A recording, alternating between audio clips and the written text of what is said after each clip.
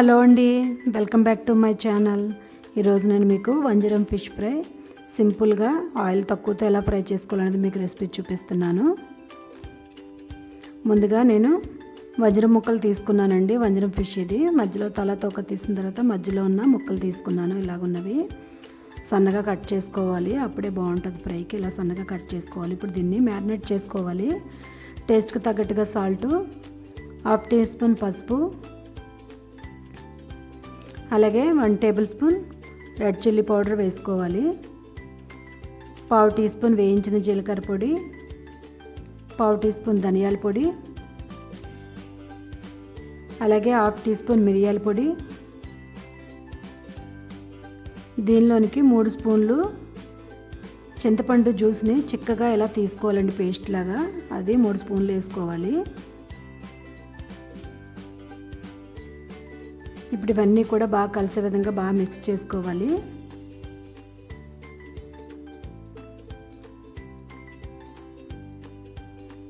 ఈ మిక్స్ చేసుకున్న దీన్ని ఒక్కొక్క ముక్కకి కూడా బాగా పట్టే విధంగా ఇలా కలుపుకొని పక్కన పెట్టుకోవాలి. మొత్తం అన్ని ముక్కలకి కూడా ఇలా అన్ని ముక్కలు కలిపేసుకున్న తర్వాత దీన్ని ఒక అరగంట సేపు మూత పెట్టుకుని పక్కన పెట్టేసుకోవాలి. వీలుంటే ముందు రోజు చేసుకుంటే ఇంకా బాగుంటుందండి. ఆ పులుపు కారం అన్నీ పట్టి చాలా బాగుంటాయి. ఇప్పుడు స్టవ్ వెలిగించుకుని ఒక ప్యాన్ పెట్టుకోవాలి. ఇలా వెడల్పాటి ప్యాన్ పెట్టుకోవాలి. దీనిలోనికి ఒక 4 టేబుల్ స్పూన్లు ఆయిల్ వేసుకుంటున్నాను నేను. ఈ ఆయిల్ హీట్ ఎక్కిన తర్వాత ఒక్కొక్క ముక్క కూడా ఇందులో పెట్టేసుకుని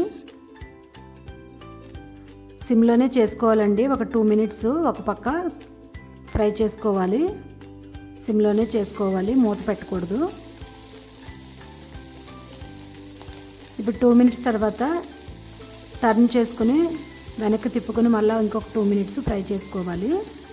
ఇలా నల్లగా అయిందని అనుకోక్కర్లేదు, ఇది చింతపండు వేసుకోవడం వల్ల ఇలా వస్తుంది. చాలా బాగుంటుందండి. ఫ్రై అయిపోయింది, చూసారు కదా, ముక్కలంతా కూడా బాగా కుక్ అయ్యి బాగా ఫ్రై అయ్యాయి. ఇప్పుడు ప్లేట్లోకి తీసేసుకోవాలి.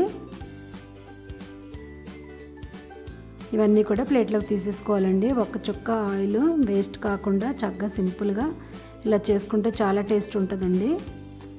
వేడి వేడి వంజరం fish fry, Chettinad fish fry ready అయిపోయింది. చాలా చాలా టేస్టీగా ఉంటుంది.